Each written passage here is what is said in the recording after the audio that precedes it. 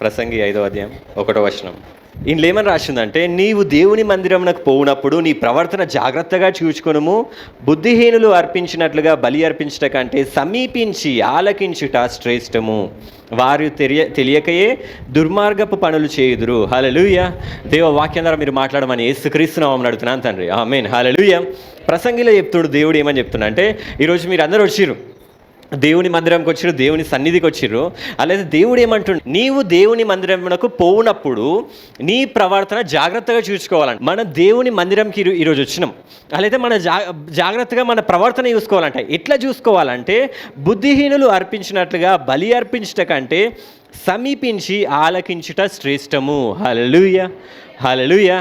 నువ్వు దేవుని సన్నిధికి వచ్చినప్పుడు అంట, ఏదో వచ్చినామా, బయట కొందరు ఉంటారు, వెళ్ళినామా, మందిరంకి వెళ్ళినామా, కూర్చున్నామా, కొంతసేపు పాటలు పాడినామా, కొంతసేపు అయిపోయిందా, వెళ్ళిపోయినామా, అంటే ప్రతి ఒక్క టైంకి అయిపోయింది, ప్రతి ఒక్కటి ఆ టైంలో అయిపోయింది. వచ్చినాము, ఈ పని చేసినాం, పాటలు సపట్లు కొట్టమంటే సపట్లు కొట్టినాం, రాజారాజా నీ సన్నిధిలో ఆడదనే అని ఇప్పుడు పాట పాడారు. ఎవరు అంత సంతోషంగా నిజంగానే నీ సన్నిధిలో ఆడాలని ఉంది దేవా అనే అంత అనిపించింది? అట్లా నిజంగా ఆడాలనిపించలే మీకు దేవుని సన్నిధిలో? కొందరికే అనిపించిందంట.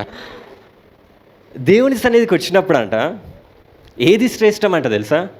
ఈ బలులు అర్పించుట, ఇవన్నీ మనం చేసే ఫార్మాలిటీస్, సండే వచ్చి ఇట్లా ఉండడము, కొంచెంసేపు పాటలు పాడడము, వాక్యం వెళ్ళడము, ఇది కాదంట. దేవుని సన్నిధి కంటే ఇంపార్టెంట్ ఏం తెలుసా? అర్పించుట కంటే సమీపించి ఆలకించుట శ్రేష్టము. హల్లెలూయా. ఆయన దగ్గరికి వచ్చి ఆయన వాక్యం వినడం అంటే శ్రేష్టం అంట. కాబట్టి మీరు ఆయన దగ్గరకు వచ్చిర్రు. ఆయన దగ్గరకు వచ్చినప్పుడు అసలైన శ్రేష్టమైన పని ఏంటంటే ఆయన మాటలు వినడం, ఆయన మీకు ఏం చెప్తున్నో వినడం. ఎందుకంటే ఆయన మీకు ఆశీర్వాదాలు ఇస్తూ ఉంటాడు, లేకపోతే ముందు ఏమైనా మంచిగా ఉండాలా, ఎట్లా మంచిగా ఉండాలి, ఇవన్నీ మీకు తెలియజేస్తూ ఉంటాడు. మీకు ఏమన్నా శోధనలు ఏమన్నా ఉంటే కూడా ముందే ఆయన వాక్యం ద్వారా మిమ్మల్ని సరి చేస్తూ ఉంటాడు. హల్లెలూయా. కాబట్టి ఆయన సన్నిధికి వచ్చినప్పుడు ఆయన మాటలు శ్రద్ధగా వినాలంట.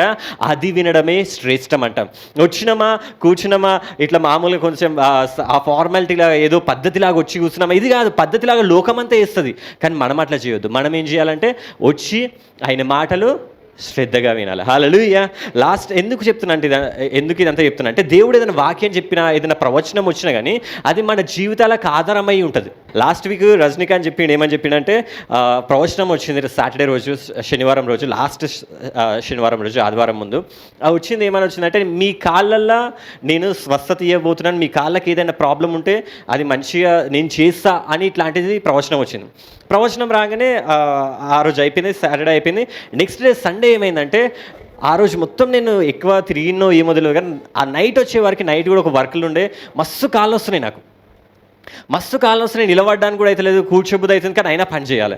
అలా అయితే అటు ఇటు కాళ్ళు వస్తూ ఉన్నాయి, అటు ఇటు పని చేస్తూ ఉన్నా, అటు ఇటు తిరుగుతూ ఉన్నా. నైట్ అవుతుంది, 10-11 అవుతుంది. నెక్స్ట్ డే నేను ఆఫీస్ వెళ్ళాలి, నాకు నైట్ నిద్ర వస్తా లేదా, ఎంత కాళ్ళు వస్తున్నాయి నాకు అని చెప్పి నేను ఆలోచిస్తూ ఉంటే, అప్పుడు రజనీకాంత్ జేమ్స్ బ్రదర్ చెప్పిన ప్రవచనం గుర్తొచ్చింది. దేవుడు చెప్పాడు, ముందే చెప్పాడు, నీ కాళ్ళల్లో స్వస్థత నేను ఇస్తాను, నీ కాళ్ళల్లో నేను శక్తి ఇస్తాను అని చెప్పిన ప్రవచనం గుర్తొచ్చింది. నేను అప్పుడే అక్కడనే ఉండి ఏం చేసిన అంటే, చైర్ మీద కూర్చున్న కాళ్ళు వస్తున్నాయని అప్పుడే అనుకున్నా, దేవా నువ్వు ప్రవచనం ఇచ్చినావు ముందే, కాబట్టి ఈ కాళ్ళల్లో నీ శక్తి రావాలి. నేను నమ్ముతున్నా, నా కాళ్ళల్లో నీ శక్తి రావాలి దేవా అని చెప్పి ఇట్లా అనుకొని కొంతసేపు ఉండి, దేవా ఈరోజు మంచి నిద్ర రావాలి నాకు అని చెప్పి అని మళ్ళీ కొంతసేపు అయినాక మళ్ళీ పనులలో బిజీ అయిపోయినా. ఎప్పుడు తగ్గిందో తెలియదు, ఆ పని ఎండయ్యే లోపల నా కాళ్ళ నొప్పి తగ్గిపోయింది. హల్లెలూయా. నేను శ్రద్ధగా విన్నా లేకపోతే వదిలేసినా? విన్నా కాబట్టి నాకు నెక్స్ట్ డే సాటర్డే ప్రవచనం వచ్చింది, సండే రోజే దేవుడు నాకు విడుదల ఇచ్చాడు. హల్లెలూయా. దేవుడు ఏదైనా చెప్పిండంటే, నేను చెప్పిన ఎముకలలో దేవుడు శక్తి ఇస్తాడు, బలం ఇస్తాడని. మీకు ఎప్పుడైతే ఎముకలలో ప్రాబ్లం వస్తుందని అనిపిస్తుంది అనుకో, మీరు ఏం చేయండి అంటే అప్పుడే ప్రవచనం గుర్తు చేసుకోండి. దేవుడు నువ్వు ప్రవచనం ఇచ్చినావు, ఒక టాబ్లెట్ వేసుకుంటారుగా, మీకు జ్వరం రాగానే ఏం చేస్తారు, డోలో ఇట్లా వేసేసుకుంటారుగా, అట్లనే మీరు ఏం చేయండి అంటే, మీకు ఏదైనా ప్రాబ్లం రాగానే ప్రవచనం గుర్తు చేసుకోండి, వాక్యం గుర్తు చేసుకోండి. ఓకే ప్రవచనం వచ్చేసింది, ఓకే వాక్యం వచ్చేసింది, నేను ఇప్పుడు హ్యాపీ, నేను ఓకే దేవా ప్రవచనం ఇచ్చిన దేవా వాక్యం ఇట్లా సెలవిస్తుంది దేవా, నేను స్వస్థత పొందుతా అని చెప్పి మీరు అనుకోవాలి. నేను ఎట్లయితే అనుకున్నానో అట్లా మీరు అనుకున్నప్పుడు అప్పుడు దేవుని స్వస్థత ఇస్తారు. ఈరోజు కూడా అంటే ప్రవచనం వచ్చింది, కాళ్ళల్లో దేవుడు శక్తి ఇస్తాడు, స్వస్థత ఇస్తాడు. కాబట్టి కాళ్ళ మీద వచ్చింది కాబట్టి ఈరోజు అమ్మమ్మ కూడా నడుస్తూ ఉంటే ఏమైందంటే, అమ్మమ్మకి కాలు స్లిప్ అయ్యి కింద పడ్డది, కాళ్ళు దెబ్బ తాకింది కాలుకి. అంటే దేవుడు ముందే చెప్పిండు ఏంటంటే, కాళ్ళల్లో దేవుడు స్వస్థత ఇస్తా అంటే సైతాన్ ఏదో కాళ్ళల్లో చేస్తున్నట్టు. రోజు పొద్దున్నే మంచిగా ఉంది, డోర్ పట్టుకోవడానికి వచ్చింది, స్లిప్ అయ్యి కింద పడ్డది, కాళ్ళకి దెబ్బ తాకింది. ఇప్పుడు ఇంట్లో నొప్పితో ఉంది అమ్మమ్మ. కానీ దేవుడు ముందే చెప్పిండు, ప్రవచనం ఉంది మనకి, స్వస్థత దేవుడు ఇస్తాడు. దేవుడు ముందే చెప్పిండా లేదా? ప్రవచనం వాకు ముందే వచ్చిందా లేదా? కాబట్టి ఖచ్చితంగా స్వస్థత కూడా వస్తుంది. మీరు వచ్చింది ఎందుకంటే వాక్యం వినడానికి వచ్చారు, ఆయన మాటల్ని శ్రద్ధగా వినడానికి వచ్చారు. అది శ్రేష్టం అంట. లాస్ట్ టైం చెప్పిన అన్య భాషల గురించి చెప్పిన, అన్య భాషలు, ప్రవచన వరాలు, వీటి గురించి చెప్పిన. ఎంతమంది ఆశిస్తున్నారో నాకు తెలియదు. అన్య భాషలు ఇంపార్టెంట్, మస్తు ఇంపార్టెంట్. నేను ఏదో నార్మల్ చెప్తలేను, బైబిల్లోనే రాసింది అన్య భాషలు ఇంపార్టెంట్. కొత్త నిబంధనల వాళ్ళకి అన్య భాషలు ఇంపార్టెంట్. మీరు ట్రై చేసేటోళ్ళకి ట్రై చేస్తూనే ఉండండి. కొందరు ఏం చేస్తారంటే ఒక రోజు ట్రై చేస్తారు, తర్వాత వదిలేస్తారు. ఇంకో 2 రోజులు ట్రై చేస్తారు, వదిలేస్తారు. 3 రోజులు ట్రై చేస్తారు, వదిలేస్తారు. వదిలేయకండి అట్లా. నేను ఎన్ని రోజులు అడిగినా తెలుసా దేవుని అన్య భాషల కోసం? 2 సంవత్సరాలు అడిగిన. 2 సంవత్సరాలు దేవుణ్ణి అడుగుతూనే కూడా, దేవా నాకు అన్య భాషలు ఒకటి చెప్పారు, ఇట్లా చేయి, ఇంకా ఇట్లా చేయి, ఇట్లా చేయి, అట్లా చేయి, అది ఈజీ అంటే నేను 2 సంవత్సరాల వరకు కూడా ప్రతి మండే వర్షిప్కి వెళ్ళేది, బ్రదర్స్ వర్షిప్. ప్రతి సండే పాటలు పాడినప్పుడు హల్లెలూయా ఇట్లా హల్లెలూయా ఫాస్ట్గా అంటే అన్య భాషలు వస్తాయి అంటే అట్లా 2 సంవత్సరాలు అన్య భాషలు అడిగే, దేవా దేవా అన్య భాషలు, దేవా అన్య భాషలు, దేవా అన్య భాషలు, ప్రేయర్స్, మెడిటేషన్స్, ఫాస్టింగ్స్ అన్నీ చేసినా నాకు అన్య భాషలు రాలే 2 సంవత్సరాల వరకు కూడా. 2 సంవత్సరాల తర్వాత వచ్చేసినాయి అవి. ఇక సరే వచ్చేసింది, ఇక నేను హ్యాపీగా ఉన్నా. తర్వాత ఏం చేసినట్టే నాకు అన్య భాషలు వచ్చినాక శ్రీనివాస్, భూదేశ్ వీళ్ళందరికీ చెప్తా ఉంటే ఏమైందంటే ఒకసారి శ్రీనివాస్ వచ్చిండు, భూదేశ్ వచ్చిండు, వాళ్ళకు కూడా చెప్పింది అన్య భాషలు మాట్లాడారు, అన్య భాషలు అడగని దేవుని అని చెప్పి. మేము ఒకరోజు బిల్డింగ్ పైన, పాత ఇంటికాడ బిల్డింగ్ పైన మేము వర్షిప్ చేస్తూ ఉంటే వీళ్ళకి చెప్పిన శ్రీనివాస్కి, భూదేశ్కి, అరే అన్య భాషలు మాట్లాడను ఇప్పుడు అని. అంటే ఎట్లా అన్నా అంటే మీరు హల్లెలూయా హల్లెలూయా అంటా ఉండండి, అవే వచ్చేస్తారా, దేవుణ్ణి అడగండి ఇచ్చేస్తాడు అంటే. నాకు తెలుసు 2 సంవత్సరాలు నాకే, వీళ్ళకి 5-6 సంవత్సరాలు అవుతాయి, నాకే 2 సంవత్సరాలు అయిందంటే. నేను అనుకున్నా ఇప్పటి నుంచే ట్రై చేయండి రా అంటే వాళ్ళు ట్రై చేసి అప్పుడే ప్రార్థన చేసి అప్పుడే హల్లెలూయా హల్లెలూయా పాట పాడు అప్పుడే అనే భాషలు వచ్చేసినాయి వాళ్ళకి. నాకేమో 2 సంవత్సరాలు ఫాస్టింగ్స్, మెడిటేషన్స్ ఇన్ని గానం చేసినా నాకు రాలేదు. శ్రీనివాస్, భూదేశ్ అప్పుడే వచ్చిర్రు, బిల్డింగ్ పైన వర్షిప్ చేస్తుంటే 1 గంట కూడా కాలేదు, దేవుడు అప్పుడే చేసిండు వాళ్ళకి. కాబట్టి దేవుడు ఎప్పుడు ఇస్తాడో మనకు తెలియదు. నాకు ఆ రోజు అర్థమైంది, ఓకే దేవుడు ఎప్పుడు ఇస్తాడో మనకు తెలియదు. ఆశతో ఉండాలి, అడగాలి, ఖచ్చితంగా వస్తాయి అవి. హల్లెలూయా. నాకు దేవుడు లేట్ ఇచ్చిండు, ఇప్పుడు నాకు ఎక్కువనే ఇచ్చిండు, వాళ్ళకంటే ఎక్కువనే భాషలు మాట్లాడుతున్నాను. కాబట్టి అన్ని భాషలు అడుగుతూ ఉండండి, ఆశతో ఉండండి. ఎందుకంటే దేవుడు ఆయన ఉట్టిగానే ఆయన ప్రేమించిండు మిమ్మల్ని. హల్లెలూయా. ఎంతమంది నమ్ముతున్నారు మిమ్మల్ని ప్రేమించడం? దేవుడు ప్రేమతోని ఆయన ఒక గిఫ్ట్ ఇచ్చిండు, ఈ ప్రవచన వరం కానీ అన్య భాషలు కానీ.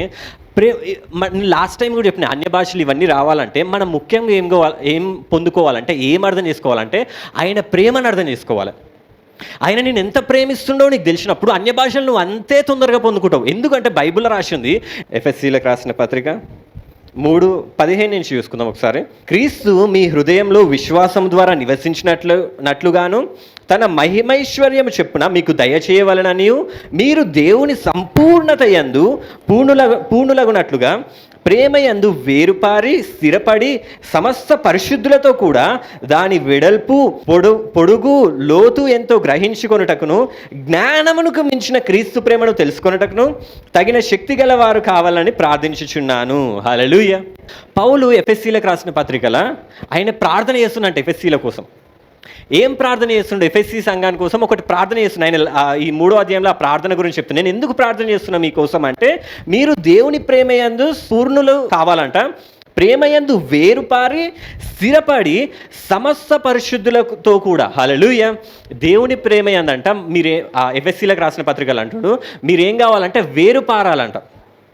వేరుపారడం అంటే ఒక విత్తనం వేసినాక ఎట్లయితే వేరు ఎట్లయితే లేచి అంత ఒక తీగ ఎట్లయితే వస్తుందో అట్లా మీరు స్టార్టింగ్ నుంచి ఏంటంటే ఒక పెద్ద తీగలాగా కావాలంటుడు. వేరుపారి ఇంకేమంటుండంటే సమస్త పరిశుద్ధులతో కూడా దాని వెడల్పు, పొడవు, లోతు 4 తెలుసుకోవాలంట. ఏం తెలుసుకోవాలి? దాని వెడల్పు ఎంతనో తెలుసుకోవాలంట, ఎత్తు ఎంతనో తెలుసుకోవాలంట, లోతు ఎంతనో తెలుసుకోవాలంట. ఇవన్నీ అంటే కంప్లీట్ ప్రేమ ఎంత గొప్పదో ఈ 3వ అధ్యాయంలో రాసింది.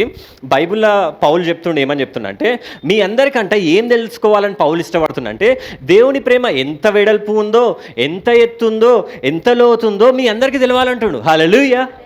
మీరందరూ ఇక్కడికి ఎందుకు వచ్చినారంటే దేవుని ప్రేమ ఎంత గొప్పదో, ఎంత ఎత్తుందో, ఎంత లోతుందో, ఎంత పొడుగుందో మీరు తెలుసుకోవడానికి వచ్చారు. హల్లెలూయా. ఆ ప్రేమనంటే ఇంకేం రాసిందంటే ఇదంటే జ్ఞానమునకు మించిన ప్రేమనంట. 18లోనే జ్ఞానమునకు మించిన క్రీస్తు ప్రేమను తెలుసుకున్నట్లు. నేను ఆల్రెడీ లాస్ట్ వీక్ ఏమని చెప్పిన అంటే ఈ ప్రేమ అర్థం కాదు చెప్తే, పరిశుద్ధాత్మలో అనుభవించాలి మనం. జ్ఞానంకి అర్థం కాదు, ఇది ఆలోచిస్తే అర్థం కాదు. దేవుడు నేను ఎంత ప్రేమించాడో తెలుసుకోవాలంటే జ్ఞానంతో అర్థం కాదంట, పరిశుద్ధాత్మలో నువ్వు అనుభవించాలంటది. హల్లెలూయా. జ్ఞానమునకు మించిన అంటే నీకు అర్థం కూడా కాదు ఆయన ప్రేమ, క్రీస్తు ప్రేమను తెలుసుకున్నట్టు తగిన శక్తి గలవారు. హల్లెలూయా. ఆ శక్తి ఏంటంటే పరిశుద్ధాత్మనే. ఆ ప్రేమ మీకు అర్థం కావాలంటే పరిశుద్ధాత్మ ద్వారా అర్థమవుతుంది. పౌలు ప్రార్థన చేస్తుండు, దేవుని ప్రేమ మీకు అర్థమయ్యే అంత శక్తి మీకు కావాలి అని నేను ప్రార్థన చేస్తున్నా. ఎందుకు అంటే ఎప్పుడైతే ఆయన ప్రేమ మీకు తెలుస్తుందో తగిన శక్తి గల ప్రార్థన చేసినాడు. మనలో కార్యసాధకమైన తన శక్తి చొప్పున మనము అడుగు వాటికంటేను ఊహించు వాటికంటేను అత్యధికంగా చేయు శక్తి గల దేవుడు. హల్లెలూయా, హల్లెలూయా. ఎప్పుడైతే నీకు దేవుని ప్రేమ తెలుస్తుందో, ఎప్పుడైతే ఆయన ఆ ప్రేమ ఎత్తు, ఆ ప్రేమ లోతు, ఆ ప్రేమ వెడల్పు నీకు దేవుని ప్రేమ ఎప్పుడైతే తెలియడం స్టార్ట్ అవుతుందో, నువ్వు అడిగినే ఇస్తా అంటలేడు దేవుడు, అడిగినా వాటికంటే ఎక్కువ ఇస్తా అంటుండు. ఇంకా అడిగినే అంటలేడు. కొన్ని మనం ఊహించుకుంటాం, అడగం. కొన్ని ఊహలలోనే ఉంటాయి, కొన్ని అడగం. దేవుడు ఊహించినా ఇస్తా అంటలేడు, ఊహించిన వాటి కంటే ఇస్తా అంటుండు. హల్లెలూయా. మీరు బండి అడిగితే దేవుడు ఏమిస్తాడు? కారు కాదు, ఏరోప్లేన్ అని చెప్పాలి. మీరు బండి అడిగితే దేవుడే అంటే మీరు అడిగిన వాటికంటే మీకు ఎప్పుడైతే దేవుని ప్రేమ తెలుస్తుందో, ఎప్పుడైతే దేవుని ప్రేమ అనుభవిస్తూ ఉంటారో, దేవుని ప్రేమ అర్థమవుతూ ఉంటుందో అంట, మీరు అడుగుతారు, దేవా నాకు ఇది కావాలి దేవా అంటే, కాదు నీకు ఇంకెక్కువ ఇస్తా. దావీదు అనుకుండా, గొర్రెల కాపరి దావీదు అనుకుండా, దావీదు ప్రార్థన చేయొచ్చు, దేవా నా గొర్రెల్ని కాపాడుదేవా, నేను బయటికి వెళ్తున్నా, వచ్చేవారికి ఏ సింహము ఏ ఎలుగుబంటి ఏం తినకుండా ఈ గొర్రెల్ని కాపాడుదేవా అని మామూలుగా గొర్రెల కోసం ప్రార్థన చేసిండొచ్చు ఆయన. కానీ ఆయన ఎక్కడ తీసుకుపోయి ఎక్కడ పెట్టిండు? ఆయనని సింహాసనం మీద కూర్చోబెట్టిండు. హల్లెలూయా. ఆయన అడిగిండా? ఊహించిండా? అది కలలో కూడా అనుకోలే కదా. ఆయనకి ఏం తెలుసు? దావీదుకి దేవుని ప్రేమ తెలుసు. హల్లెలూయా. బైబిల్లో ఎవరికన్నా దేవుని ప్రేమ పాత నిబంధనలు ఎక్కువ ఎవరికన్నా తెలుసు అంటే దావీదుకే తెలుసు. అంత దేవుని ప్రేమ తెలుసు కాబట్టి ఆయన గొర్రెల కాపరి, ఇంట్లో చిన్నోడు నాలాగా. దేవుడు చిన్నోళ్ళని ఎంతో ఆశీర్వదిస్తాడు. ఇంట్లో చిన్నోడు, ఆ చిన్నోడిని తీసుకెళ్ళి దేవుడు ఏం చేసిండంటే అందరికంటే ఉన్నతమైన స్థానంలో పెట్టిండు. గొర్రెల కాపరిని తీసుకెళ్ళిండు, రాజులా చేసిండు. హల్లెలూయా. దేవుని ప్రేమ నీకు ఎప్పుడైతే తెలుస్తూ ఉంటుందో, ఆయన ప్రేమ నీకు ఎప్పుడైతే అర్థమవుతూ ఉంటుందో నీకు తెలుస్తుంది ఆయన నువ్వు అడిగిన వాటికంటే ఊహించిన వాటికంటే అత్యధికంగా చేస్తాడని. హల్లెలూయా. ఎందుకంటే ప్రేమనే అట్లుంటుంది. ప్రేమ అనే ఈ కాన్సెప్టే మనకి మన మెదళ్ళకి అర్థం కాదు. ప్రేమిస్తే ఏమిస్తారు చెప్పండి ఏమిస్తారు ప్రేమిస్తే? హల్లెలూయా. ప్రేమిస్తే ఏమిస్తారు? ప్రాణమే ఇచ్చేస్తారు. ప్రాణం కంటే గొప్పదేమన్నా ఉందా? నా దగ్గర 100 కోట్లు ఉన్నాయి, నాకు ప్రాణం ఉంది. నీకు ప్రాణం కావాలన్నా 100 కోట్లు కావాలంటే ఏమంటా నేను? ప్రాణమే కావాలంట. ప్రాణం ఉంటే ఇట్లాంటి 100 కోట్లు ఇంకో సంపాదించుకుంటా.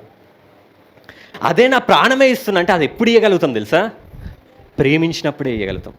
ప్రేమ అనేది ఎట్లుంటుందంటే అసలు ఏం ఆలోచించదు. వాళ్ళ గురించి అసలు ఒకరిని మనం ప్రేమించినామనుకో, నేను ఇప్పుడు చింటూని ప్రేమిస్తున్నా అనుకో, చింటూకి ఏది కావాలన్నా కానీ నేను ఇచ్చేస్తా. చింటూ అడగాలంతే నన్ను. అర్థమైందా? వానికి నేను ప్రేమిస్తున్నాను వానికి తెలిసిందనుకో, వాడు అనే కన్ను వీకి అంటే ఒక కన్ను కాదు 2 కన్నులు తీసుకో అని ఇస్తా. అన్న నీ చెయ్యి కావాలంటే ఒక చెయ్యి అంత 2 చేతులు తీసుకో అని ఇచ్చేస్తా. నాకు చేతులు కట్ చేసినాక ఇవ్వడానికి కూడా రాదు, కాళ్ళతో అంతా. అంటే ప్రేమిస్తే మనకున్నదంతా కూడా ఏం చేస్తాం? తీసుకో. వానికి అర్థం కావాలి, వానికి తెలవాలి నేను ప్రేమిస్తున్నాను, అప్పుడే నన్ను అడుగుతాడు వాడు. అందుకోసం పౌలు అంటాడు, ఫస్ట్ నీకు దేవుని ప్రేమ అర్థం కావాలని నేను ప్రార్థన చేస్తున్నా అంటాడు. హల్లెలూయా. మనం ఇక్కడికి అందరం వచ్చినాము, ఎందుకు వచ్చినామంటే ఆయన ప్రేమను తెలుసుకోవడానికి వచ్చినాం. ఎందుకంటే నీకు ఆయన ప్రేమ తెలిసినప్పుడు ఏమవుతుందంటే నువ్వు అడుగుతావు, నీకు తెలుస్తుంది ఆ దేవుడు నాకు అడిగిన వాటికంటే ఊహించిన వాటికంటే అత్యధికంగా చేయగల శక్తి గల దేవుడు నాకు ఉన్నాడు అని చెప్పి. బైబిల్ మొత్తం కూడా ఈ ప్రేమ గురించే ఉంది. బైబిల్ ఉన్న ప్రతి స్టోరీ కూడా దేవుని ప్రేమని చెప్పడానికే ఉంది. ఈ బైబిల్ కొత్త నిబంధనలు అయితే కొత్త నిబంధన అనే పేరు కొన్ని బుక్స్ మీద కొత్త నిబంధన రాసి ఉండదు తెలుసా? ప్రేమ నిబంధన రాసి ఉంటుంది. మీరు ఆ బుక్స్ చూసిరా? కొత్త నిబంధన రాసి ఉండదు కొత్త నిబంధన బుక్స్ మీద. ప్రేమ దేవుడే ప్రేమ, యేసు ప్రభువే ప్రేమ. పాత నిబంధనల మొత్తం కూడా ఈ ప్రేమ గురించే ఉంది. ప్రతి ఒక్క స్టోరీలో ఒక స్టోరీ ఈరోజు చూసుకుందాం. మీకు సంసోను గురించి ఎంతమందికి తెలుసు? సంసోను ఎవరిని ప్రేమిస్తాడు? మనకి షాజహాను వీళ్ళ గురించి తెలుసు. ఏమంటారు, లోకంలో ఉన్న లవ్ స్టోరీస్ అనగానే ముంతాజ్, షాజహాన్ కూడా ఏం కట్టిండు ముంతాజ్ కోసం? ఇప్పుడు మన ఇండియాలో ఉంది, భారతదేశంలో ఉంది. హల్లెలూయా. మనకి ఇంకా తెలవాలి ప్రేమ గురించి.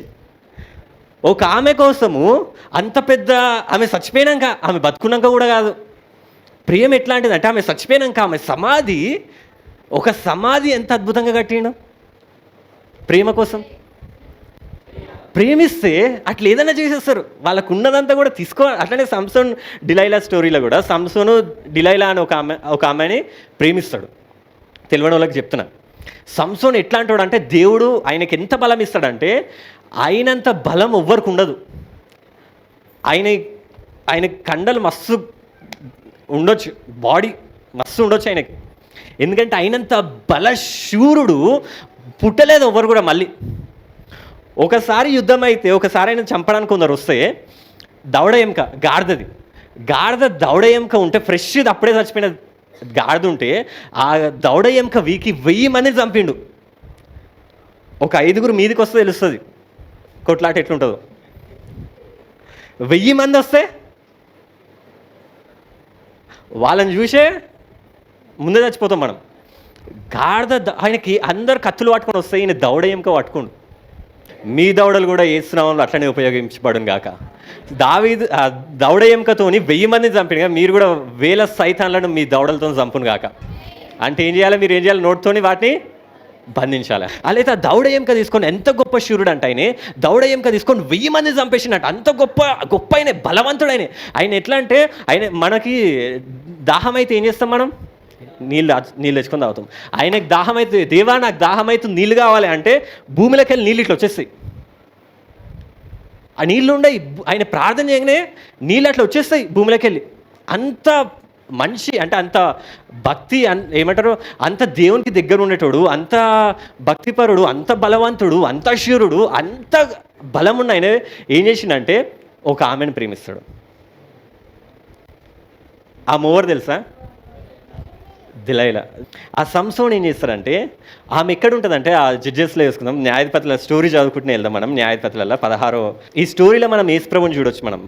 16వ అధ్యాయం 4వ వచనంలో, పిమ్మట అతడు షోరేకు లోయలో ఉన్న దెలీలా అనే స్త్రీను మోహింపగా. ఇది మోహింపగా అనే తప్పు పదం అక్కడ ఉన్నది.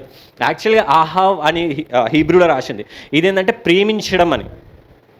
ఆయనను దెలీలా అనే ఒక స్త్రీని ప్రేమించగా అని రాయాలి, మోహింపగా అని వచ్చింది.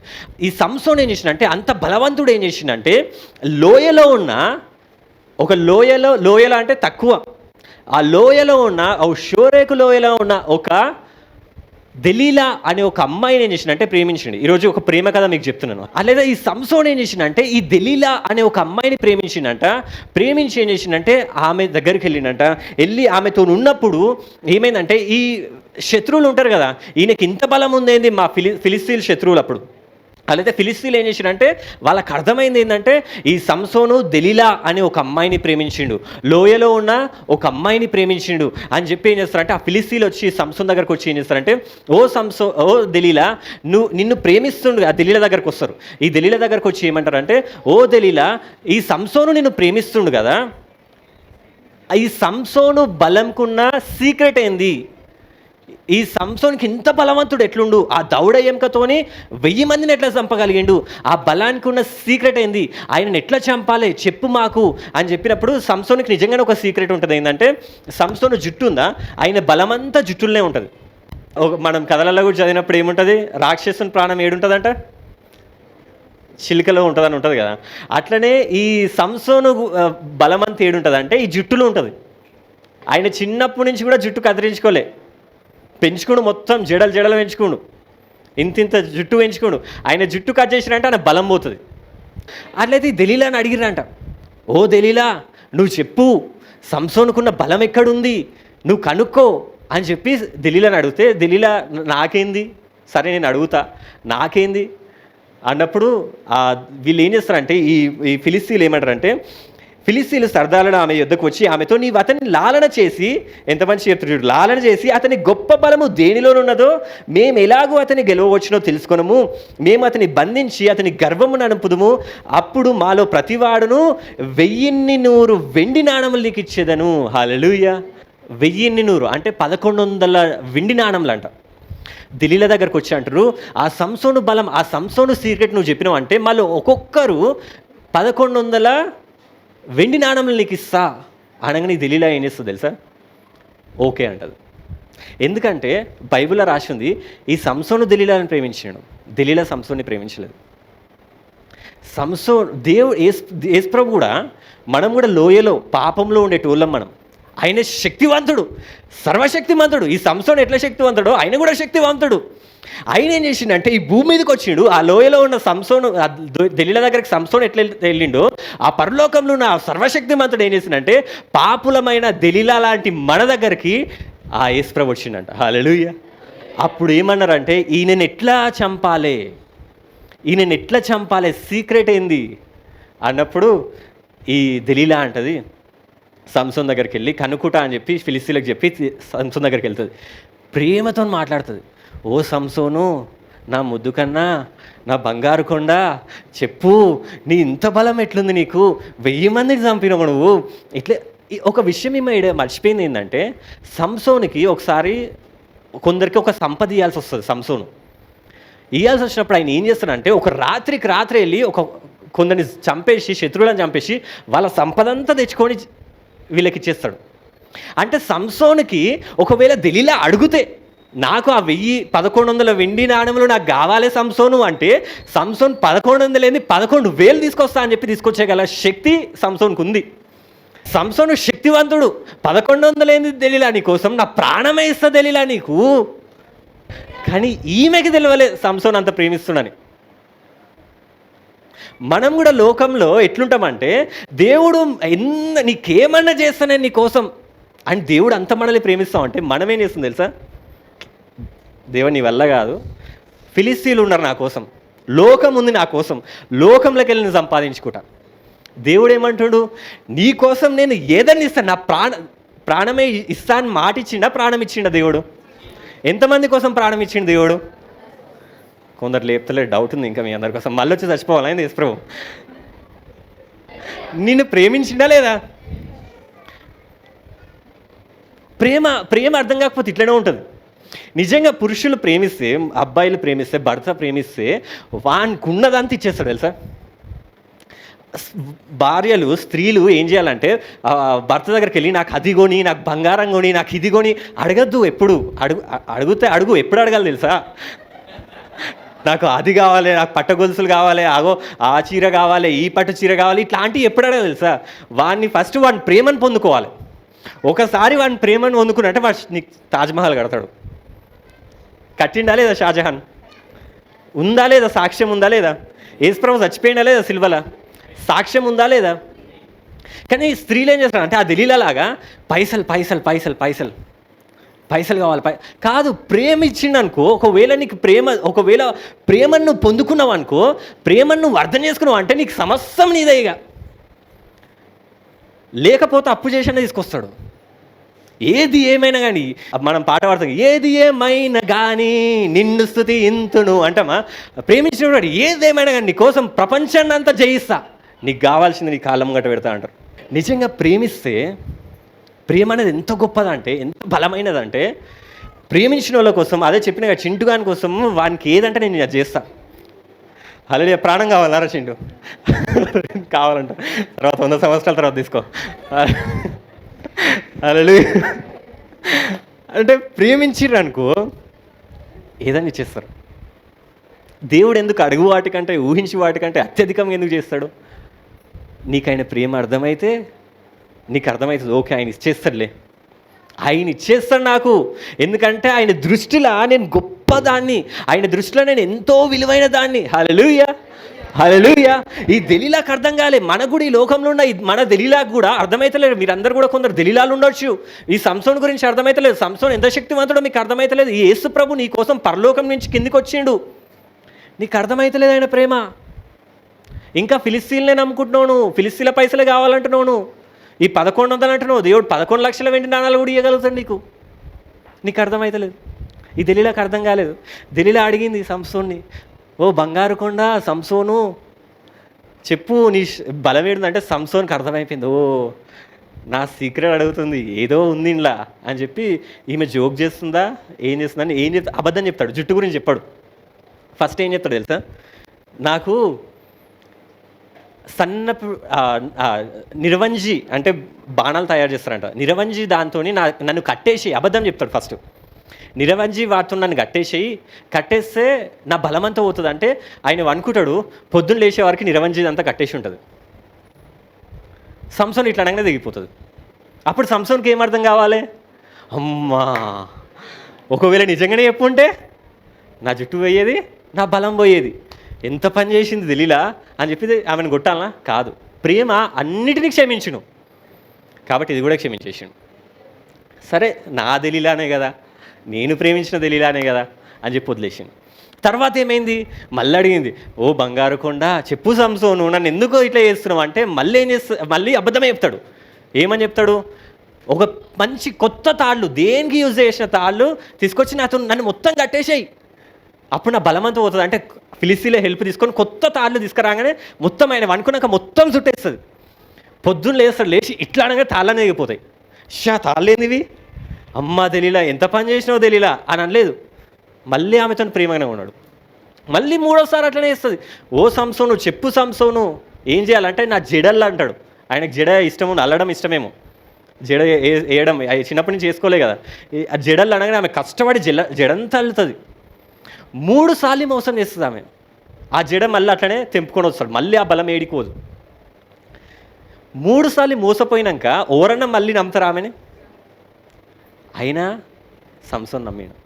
పేతురు 3 సార్లు యేసుప్రభుని నువ్వు ఈయనెవరో నాకు తెలియదు, ఈయన తెలియదు అని శపించుకుంటా ఈయన తెలియదు అని యేసుప్రభుని అన్నా కూడా యేసుప్రభు పేతురుని ఇంకా ప్రేమిస్తూనే ఉండు. దెలీలా 3 సార్లు మోసం చేసింది, పేతురు 3 సార్లు, యేసుప్రభు కూడా 3 సార్లు మోసం చేసింది.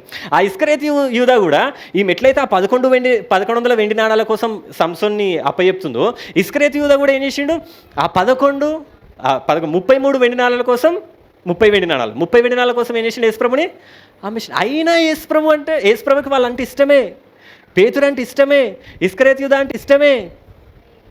హల్లెలూయా. ప్రేమ అట్లా ఉంటుంది, అన్నిటినీ క్షమిస్తుంది. ఇక లాస్ట్కి ఏమవుతుందంటే 16వ వచనంలో ఆయన చెప్పేస్తాడు, ఏమని చెప్తాడంటే నా బలము నా జుట్టులో ఉంది, నా జుట్టు కట్ చేసినప్పుడు నా బలం పోతుంది అని చెప్పినప్పుడు ఆమె ఏం చేస్తుందంటే, ఎంత మంచి రాసిందంటే 16వ అధ్యాయంలో ఆయన చెప్పినప్పుడే అంట ఆయనకు తెలుసు అంట. ఎందుకంటే అప్పుడే ఆమె బతిమలాడుతుందంట, ఇంకా చెప్పు అనగానే నువ్వు చెప్పు అనగానే ఆయన అప్పుడే చనిపోయినంట. ఆమె అడిగినప్పుడు, లాస్ట్ టైం అడిగినప్పుడు 3 సార్లు మోసం చేసిన, 4వ సారికి ఆయన ఫిక్స్ అయ్యిందంట, ఓకే నేను చనిపోతా, ఏం కాదు, నా దెలీలా కోసం నేను చనిపోతా, నిజం చెప్పి నా దెలీలా కోసం నేను నిజం చెప్తా, ఆమె చంపేయని అని చెప్పి ఏం చేసిందంటే ఆమెకు నిజం చెప్పేసిందంట. చెప్పంగానే ఏం చేసిందంటే ఆమె 19లో ఉంది, ఆమె తన తొడ మీద అతను నిద్రబుచ్చి ఆయన మంచిగా ఆమె ఒళ్ళో పెట్టుకుందంట. సంసోన్ని మనుషులను పిలిపించి వాని తల మీద 7 జడలను క్షౌరం చేయించి అతన్ని బాధించడం మొదలుపెట్టాను. హల్లెలూయా. అప్పుడు అతనిలో నుండి బలము తొలగిపోయాను. హల్లెలూయా. బైబిల్లో ఏం రాసిందంటే ఆమె 4వ సారి, ఈ 3 సార్లు తర్వాత 4వ సారి నిజం చెప్పగానే ఆమె ఒళ్ళో వనుకోబెట్టుకుందంట సంసోన్ని. పనుకో అని చెప్పి పాటలు పాడిందంట. పాడగానే సంసోన్ వనుకుండంట. పనుకోగానే ఫిలిస్తీన్లను తీసుకొచ్చి మొత్తం జుట్టంతా కదిరించిందంట, మొత్తం గుండు కొట్టేసిందంట సంసోన్కి. ఆయన బలం ఏమైంది, బైబిల్ ఇంకా రాసిందంటే ఆమె కట్ చేసినాక ఆయనను బాధించిందంట. అది ఎట్లనో మనకు క్లియర్గా మెన్షన్ చేయలేక ఆయనను బాధించిందంట. అక్కడ ఆ జుట్టు కత్తిరించినాక ఆయన టార్చర్ చేసిందని, టార్మెంట్ చేసిందని. ఎందుకంటే ఇక్కడ యేసుప్రభుని చూస్తున్నాం. యేసుప్రభు కూడా మన కోసం ఆయనకు తెలుసు ఏంటంటే ఈ భూమి మీదకి వచ్చినప్పుడు ఈ మనుషులు మనల్ని యేసుప్రభుని చంపేస్తారని యేసుప్రభుకు తెలుసు. ఆయన వచ్చిందే చనిపోవడానికి.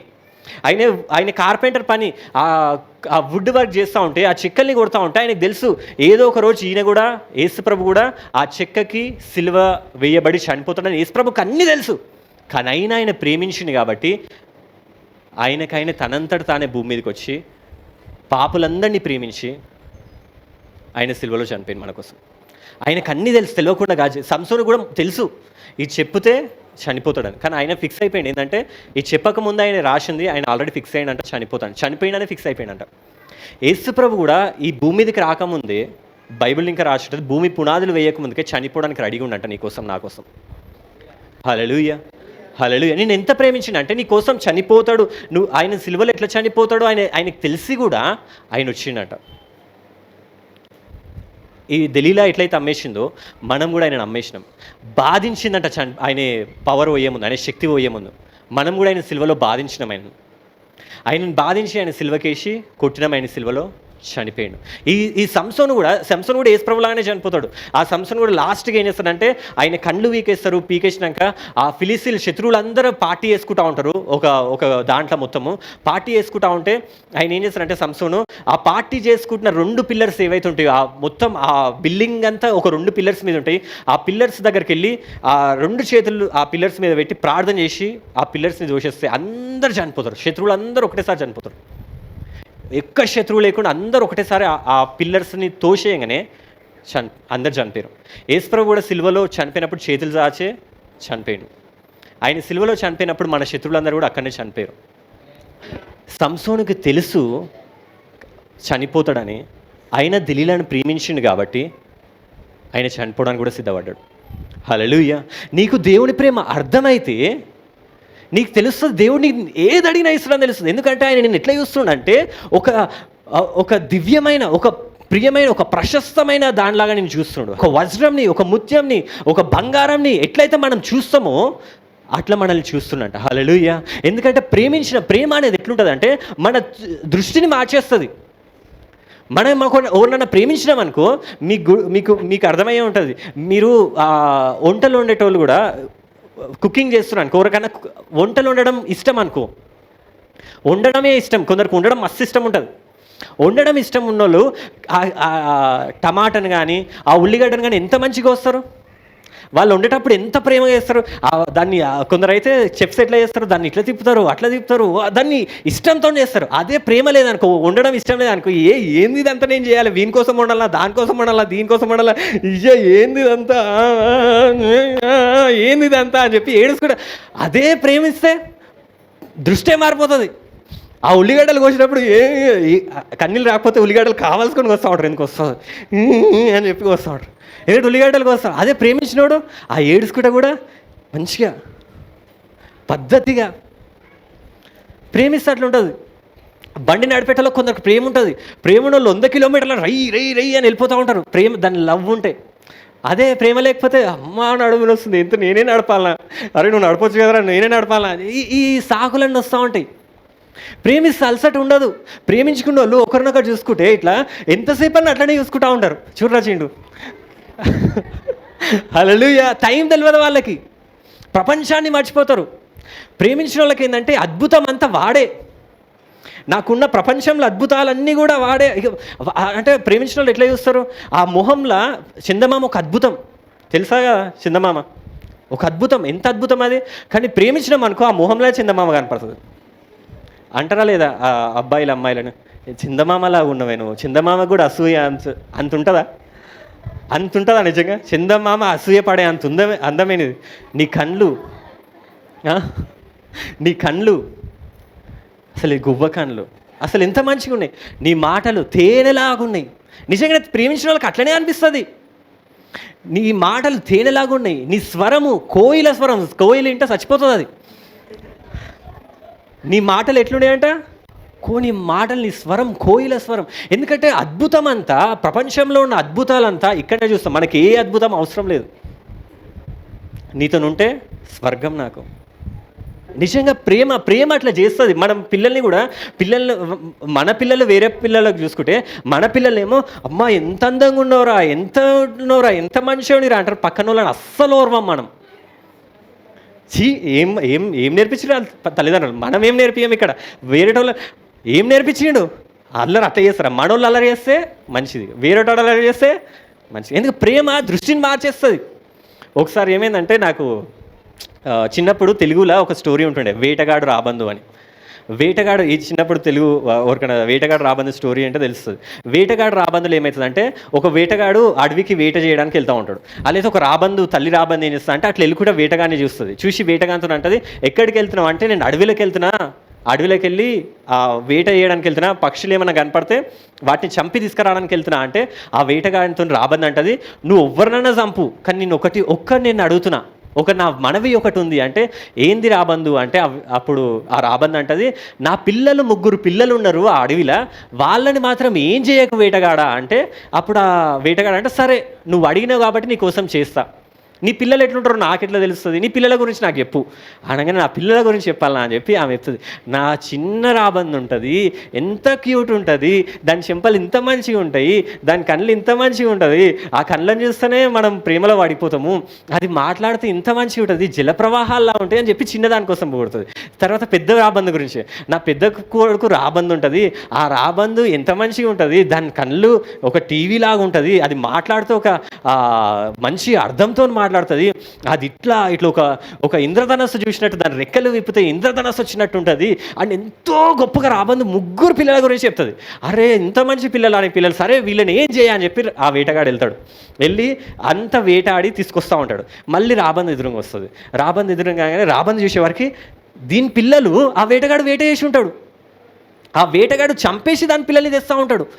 ఇక ఇది మొత్తుకుంటుంది, అయ్యో ఓ వేటగాడ చెప్పిన కదరా నీకు, నా కొడుకులు నేను ఎందుకు చంపినవురా, అయ్యో అయ్యో అని ఏడుస్తూ ఉంటే అప్పుడు ఈ వేటగాడ షాక్ అవుతాడు, నేను నీ పిల్లల్ని ఏడు చంపినా, నువ్వేం చెప్పినావు, కళ్ళు అట్లున్నాయి, ముక్కు ఇట్లుంది, పెదవులు ఇట్లున్నాయి, రెక్కలు ఇట్లున్నాయి, ఇట్లా చెప్పినావు, ఒక్కదానికన్నా ఉందా ఇట్లా అని ఆ వేటగాడు అంటాడు. అరే చూడరా, నా కళ్ళతో చూడరా, నా పిల్లలు అవి, ఎందుకు ఇట్లా చేసినావు అని చెప్పి అది ఏడుస్తూ ఉంటుంది రాబందు. అప్పుడు వేటగానికి అర్థమవుతుంది, తల్లి ప్రేమ అట్లుంటుంది.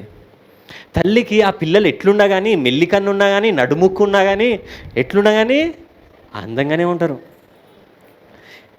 నువ్వు కూడా నీ తండ్రికి అట్లనే ఉంటావు. హల్లెలూయా. నువ్వు ఆ పిల్లలు ఏం అడిగినా కానీ ఇచ్చేయంటాడు. అప్పుడు ఆ రాబందు మస్తు ఏడుస్తుందంట. ఈ స్టోరీలో అదే నీతి ఏంటంటే, ప్రేమిస్తే మన పిల్లల్ని ప్రేమిస్తున్న ఎవ్వరిని ప్రేమ అనేది ఏం చేస్తుందంటే మన దృష్టిని మారుస్తుంది. మనం ప్రేమించగలుగుతాం కూడా. మనం కూడా లోకంలో సేవ చేయాలంటే కూడా, దేవుని బిడ్డల్ని బిడ్డలాగా మనం కూడా లోకంలో వెళ్ళి సేవ చేయాలంటే కూడా మనకి ప్రేమ అనేది ఉండాలి. ఫస్ట్ సేవకులకు ముఖ్యంగా ఉండాల్సింది ఏంటంటే ప్రేమ. ఆ ప్రేమ ఎక్కడి నుంచి వస్తుంది అంటే పరలోకం నుంచి వస్తుంది. నీకు ఆ దేవుని ప్రేమ అర్థమైనప్పుడు నీ లోపల ఆ ప్రేమ ఉంటుంది. నువ్వు అప్పుడు ఏం చేస్తావు అంటే మనుషుల కోసం చనిపోవడానికి కూడా సిద్ధపడతావు. హల్లెలూయా. నీ దృష్టి మారిపోతుంది. మనము నార్మల్గా ఎవరైనా మనుషులు ప్రేమించాలనుకున్నారు అనుకో, ఇప్పుడు నేను చెప్పిన మీకు ప్రేమించండి అని చెప్పిన అనుకో, మీరు ప్రేమించాలని చూసిరు అనుకో, దేవుని ప్రేమ మీకు అర్థం కాకుండా మీరు మనుషులని ప్రేమించాలనుకున్నారు అనుకో, మీ వల్ల కాదు అది. ఎందుకంటే మీరు ఇప్పుడు ఒకవేళ నేను అంకిత్ ఉన్నాడు, అంకిత్ నన్ను తిడతా ఉన్నాడు, నేను వాడిని ప్రేమిస్తున్నా, నేను ట్రై చేస్తున్నా ప్రేమించడానికి, నాకు నిజంగా ప్రేమ లేదు, ఆ దేవుని ప్రేమ లేదు. వాడు నన్ను తిడతా ఉంటే నేను కంట్రోల్ చేసుకుంటా ఉన్నా, కోపం వస్తూ ఉంది, కానీ ప్రేమించాలి, కానీ కోపం అట్లనే ఉంది. నేను మామూలుగా ప్రేమించాలనుకుంటే వాడు నన్ను ఎంత తిట్టినా పడతా, కానీ లోపల ఒక అగ్నిపర్వతంలా ఉంటప్పుడు చూస్తా చింటివాడు వస్తాడు, ఏమైందనే అని ఇట్లా ఏందా నీకేం తెలుసు అసలు, ఎందుకు నన్ను ఎందుకు ముట్టుకుంటావురా నువ్వు, అది నన్ను తిడతావాడిని. అసలు నా కోపం ఎక్కడుంది? వాడిని ప్రేమించడానికి నేను ట్రై చేసినప్పుడు నాకు నిజంగా ప్రేమ లేదు, వాడిని ప్రేమించడానికి ట్రై చేయడం వల్ల ఆ కోపం నేను దాచిపెట్టుకున్నా, క్షమించలేదు, వీని దగ్గర ఆ కోపం చూపెట్టిన. మనం మనుషులను ప్రేమించడానికి ట్రై చేసినాం అనుకో, ఏమవుతుందంటే ఇట్లనే ఉంటుంది, నిజంగా ప్రేమించలేం మనం. అదే ఒకవేళ నీకు దేవుని ప్రేమ నీకు అర్థమైంది అనుకో, ఆయన నేను ఎంత ప్రేమిస్తున్నావు నీకు తెలిసినప్పుడు నువ్వు మనుషుల కోసం ప్రాణం పెడతావు.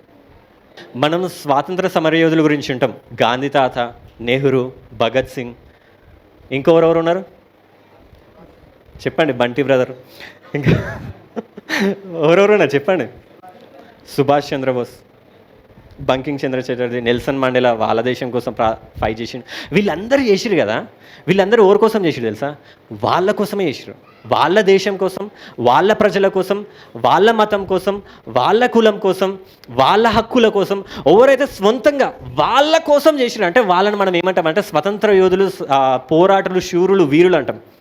కానీ ఎవరైతే వాళ్ళ కోసం కాకుండా పక్కనోళ్ళ కోసం కూడా చేస్తారో వాళ్ళని క్రైస్తవులు అంటారు. హల్లెలూయా.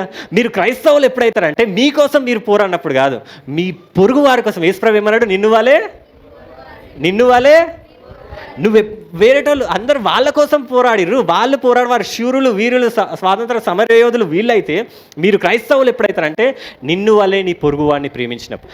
హల్లెలూయా. డేవిడ్ లివింగ్స్టన్ అని ఒక గొప్ప ఆయన చిన్నప్పటి నుంచే దేవుడి ప్రేమను తెలుసుకొని ఏం చేసిందంటే ఆఫ్రికా కాంటినెంట్ తెలుసు కదా, దాన్ని బ్లాక్ కాంటినెంట్ అంటారు, చీకటి ఖండం అంటారు దాన్ని. అక్కడ చదువు లేదు, అక్కడ వాళ్ళకి అడవి మనుషులు, వాళ్ళందరూ మనుషుల్ని చంపుకొని తినేటోళ్ళు. అట్లాంటి వాళ్ళ దగ్గరికి దేవుడు ఏం చేసిందంటే డేవిడ్ లివింగ్స్టన్ ఆయన లోపల ఆయన ప్రేమ కలిగి ఈయన ఏం చేసిందంటే ఆ అడవి మనుషుల దగ్గరికి, ఎవరన్నా అనుకుంటారు అడవి మనుషుల దగ్గరికి వెళ్ళి సువార్త ప్రకటించాలని, అడవి మనుషుల దగ్గరికి వెళ్ళి సేవ చేయాలని? ఎవ్వరు అనుకోరు. ఈ డేవిడ్ లివింగ్స్టన్ అనుకుండంట, నేను అడవి మనుషుల దగ్గరికి వెళ్ళాలి, ఆఫ్రికాకి వెళ్ళాలని చెప్పి ఆఫ్రికాకి వెళ్ళిండంట. ఆయన ఆఫ్రికాకి వెళ్ళి ఏం చేసిందంటే అక్కడ వాళ్ళకి చదువు రాకపోయినా కానీ, అక్కడ వాళ్ళు సంపుతారని తెలిసినా కూడా వాళ్ళ దగ్గరికి వెళ్ళి వాళ్ళకి సేవ చేయడం స్టార్ట్ చేశాను, దేవుని గురించి చెప్పడం స్టార్ట్ చేశాను, దేవుని ప్రేమని చెప్పడం స్టార్ట్ చేశాను. కొందరు అయితే నన్ను వదిలేసారు, కొందరు అయితే నన్ను చంపడానికి ఉరికొచ్చిరు. తప్పించుకుంటా అక్కడ వేల మైళ్ళు కాళ్ళ నడకని వెళ్ళిందంట. ఆ ముళ్ళులు గుచ్చుకుంటుంటే ఒకసారి అంట ఆయనకి ఒక ముళ్ళు గుచ్చుకొని ఆ కన్ను ఖరాబ్ అయిపోయిందంట. ఒకసారి ఆ అడవిలో వెళ్తా ఉంటే ఒక సింహం ఆయన చేయి పట్టుకొని ఈ బొక్కని ఇరగొట్టేసిందంట. ఆ సింహం నుంచి కూడా తప్పించుకొని మళ్ళీ ఆ చీకటి ఖండంలో అడవి మనుషుల దగ్గరికి వెళ్ళినట్ట సేవ చేయడానికి. అక్కడ ఆయన సేవ చేసి కొన్ని అసలు మనుషులకి ఆ ప్రాంతాలు ఉన్నాయనేది తెలియదంట. అట్లాంటి ప్రాంతాలకు వెళ్ళి దేవుని ప్రేమని చెప్పేసి వచ్చిందంట. ఆ ప్రేమ ఆయనకి ఎక్కడి నుంచి వచ్చింది? అంత ప్రేమ. ఆఫ్రికా అంటే ఎవ్వరో తెలియదు, వాళ్ళు సంపేటోళ్ళ దగ్గర కూడా వెళ్ళి దేవుని ప్రేమ గురించి చెప్పాలి. వాళ్ళకి ఔషధం, ఆయన మెడిసిన్స్, ఆయన డాక్టర్ అంట, ఆయన ఔషధం ఇచ్చినట్ట, వాళ్ళకి బాగాలేకపోతే బాగు చేసినట్ట వాళ్ళని. దేవుని ప్రేమ ఒకటే చెప్పలే. ఆయన సంపేటోళ్ళ దగ్గరికి వెళ్ళి సువార్త ప్రకటించాలంటే ఆ ప్రేమ ఎక్కడి నుంచి వచ్చింది ఆయనకి? పైనుంచి ఆ దేవుని ప్రేమ ఆయన తెలుసుకుంటూ మనుషులను ప్రేమించడం స్టార్ట్ చేశాడు. నువ్వు కూడా మీ పక్కనోళ్ళని కానీ ఇంటి మన చుట్టాలను కానీ లేకపోతే పక్కింటోళ్ళని పొరుగింటోళ్ళని ఎప్పుడు ప్రేమిస్తావు తెలుసా? దేవుని ప్రేమని పొందుకున్నప్పుడే నువ్వు ప్రేమించగలుగుతావు.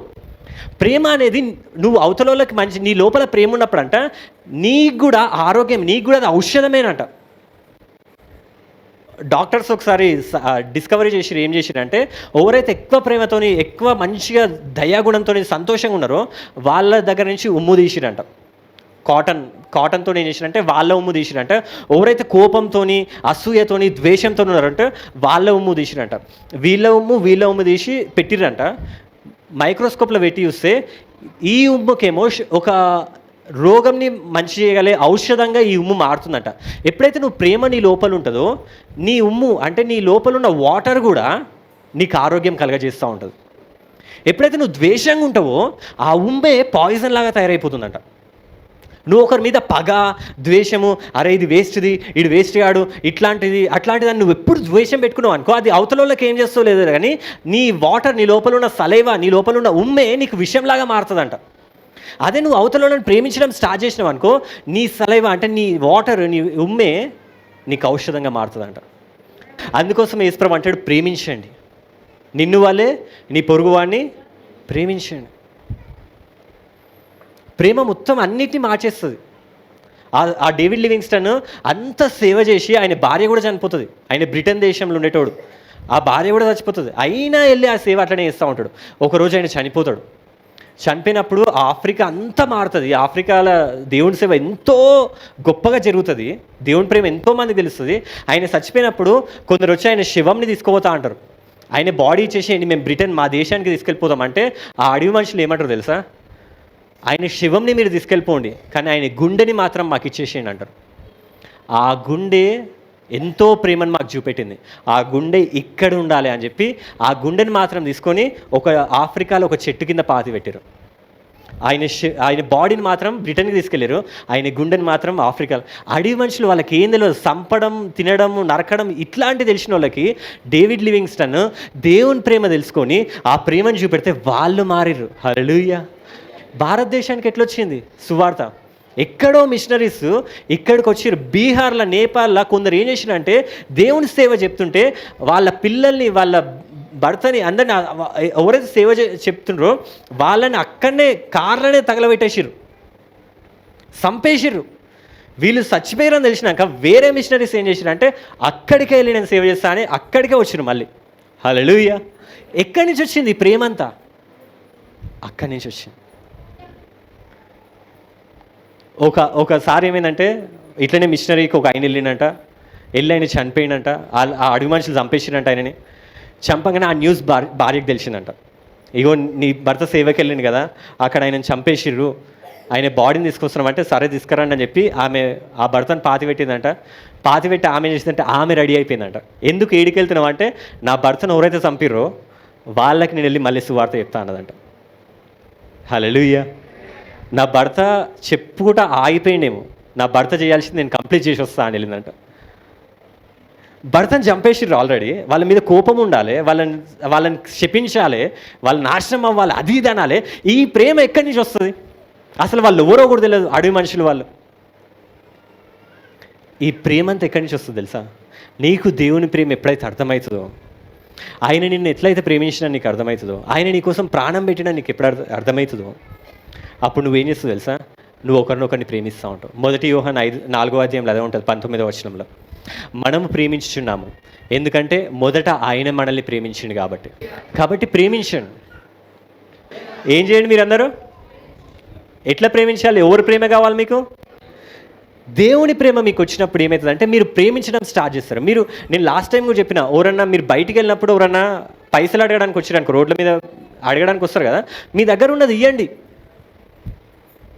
మీ దగ్గర ఉన్న 10, 5 రూపాయలు ఎంత ఉంటే అంత ఇచ్చేసేయండి, ప్రేమించండి. నువ్వు ఇస్తే దేవునికి ఇస్తాడు. హల్లెలూయా. ఎవరికన్నా ఏమైనా ప్రాబ్లమ్స్ ఉన్నాయంటే వెళ్ళి వాళ్ళతో మాట్లాడండి, వాళ్ళని ఆదరించండి, ప్రేమించండి. లోకంకి దేవుడు ఎవరో తెలియదు, యేసుప్రభు దేవుడు అని వాళ్ళకి తెలియపరిచేది ఏంటంటే మీ ప్రేమ.